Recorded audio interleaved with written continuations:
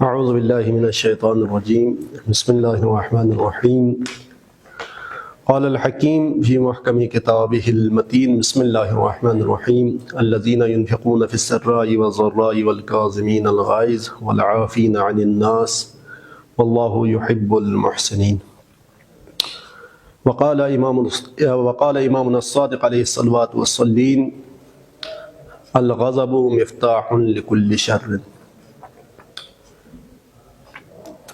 انسان کے وجود میں ایک ایسی توانائی جسے قوہ غضبیہ کہا جاتا ہے، یہ ایک عظیم نعمت ہے اللہ تعالیٰ کی طرف سے انسان کی اپنی دفاع کے لیے، لیکن جب یہ قوہ غضبیہ بے مہار ہو جائے تو یہ انسان کے لیے بہت بڑی آفت بن جاتی ہے۔ اسی لیے ضروری ہے کہ غصے پر کنٹرول کرنا سیکھ لیں، کیونکہ غصے پر کنٹرول نہ ہونے کی وجہ سے بہت سارے گناہ انسان کے ہاتھ سے سرزد ہو جاتے ہیں۔ امام صادق علیہ السلام ارشاد فرماتے ہیں کہ الغضب مفتاح لکل شر، غصہ ہر برائی کی چابی ہے۔ آپ دیکھ لیجئے گا معاشرے میں جب کسی انسان کو غصہ آ جاتا ہے تو وہ سامنے والے کو غصے کی حالت میں گالی بھی دیتا ہے، سامنے والے کی راز فاش کر دیتا ہے، اور اسی طرح سامنے والے پر تہمت بھی لگا دیتا ہے، اور سامنے والے کو طعنہ بھی دیتا ہے۔ یہ تو زبانی گناہ ہے جو غصے کی حالت میں انسان سے صادر ہوتا ہے۔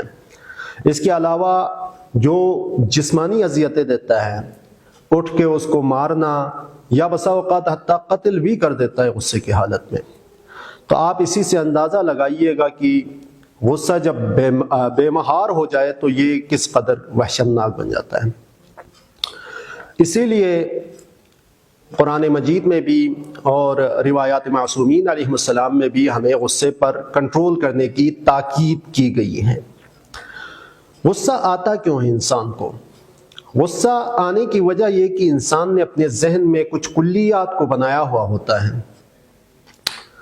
جب وہ باہر اس کلیات کے منافی کوئی عمل یا کوئی بات دیکھ لیتے ہیں یا سن لیتے ہیں تو جس کے نتیجے میں انسان کو غصہ آ جاتا ہے۔ اسی طرح ہر انسان کی طبیعت بھی الگ ہوتی ہے، مختلف ہوتی ہے، اور ہر انسان کل یعمل علی شاکلتی اپنی طبیعت کے مطابق عمل کرتا ہے۔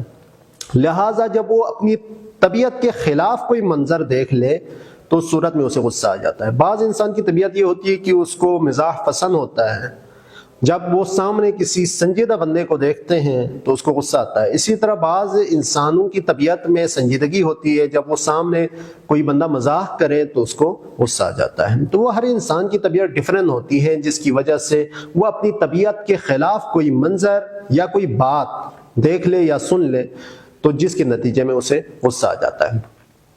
اب غصہ آنا غلط بات نہیں ہے، غصہ آنا شرافت کی نشانی ہے، لیکن اس غصے کو بے مہار چھوڑ دینا یہ گناہ ہے۔ اسی لیے ضروری ہے کہ غصے پر کنٹرول کریں۔ اب غصے پر کیسے کنٹرول کیا جائے گا، کس طرح سے آپ اپنے غصے کو قابو کر سکتے ہیں، اس حوالے سے کچھ اصول بیان کر دیتا ہوں۔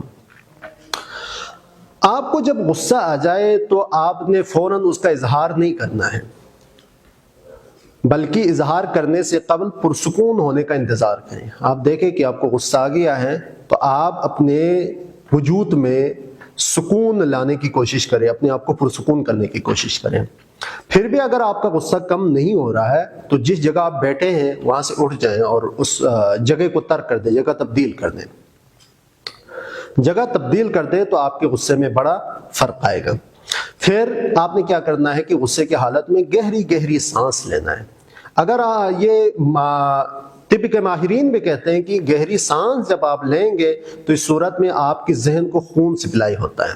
جب خون ذہن کی رگوں تک پہنچ جاتا ہے تو اس صورت میں ذہن فریش ہو جاتا ہے، جس کی وجہ سے آپ کی جو غصے کی کیفیت بن گئی ہے وہ کافی حد تک کم ہو جاتا ہے۔ لہٰذا آپ گہری گہری سانس لے لیں تاکہ آپ کا غصہ کچھ کم ہو۔ اسی طرح بات کہنے کا انداز آپ نے بدل دینا ہے۔ آپ غصے میں آ گئے ہیں تو اس صورت میں آپ نے وہی بات نہیں کہنی کہ جس کا آپ کے وجود تقاضا کر رہا ہے کہ آپ یہ بات اس کو کہہ دینا ہے۔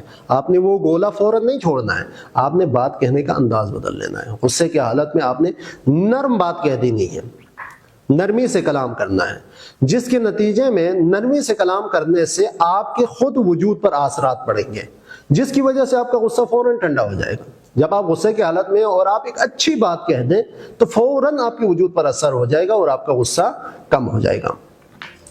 اسی طرح سے غصے کی حالت میں آپ مزاح کا استعمال کریں۔ آپ کو غصہ آ گیا، آپ فوراً سنجیدہ نہ ہو جائیں، آپ وہاں پر مزاح کا استعمال کریں تو آپ کا غصہ کم ہو جائے گا۔ اور آخری بات اور اہم بات کہ غصے کی حالت میں معاف کرنا سیکھیں۔ غصے کی حالت میں آپ آخرت کو یاد کریں۔ آخرت کو یاد کریں گے، آپ جس پر آپ کو غصہ آیا ہے اگر آپ اسے معاف کر دیں گے تو آپ فوراً ذہن میں یہ لائیے گا کہ آج میں اس کو معاف کر رہا ہوں تاکہ بروز قیامت اللہ تعالیٰ مجھ سے اپنے غضب کو روک دے گا اور اللہ تعالیٰ بروز قیامت مجھے معاف کر دے گا۔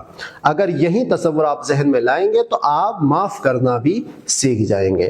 پروردگار عالم کی بارگاہ میں دعا گو ہے کہ پروردگار عالم ہمیں ان اصولوں کو اپنانے کی توفیق عطا فرمائے۔ والسلام علیکم ورحمۃ اللہ وبرکاتہ۔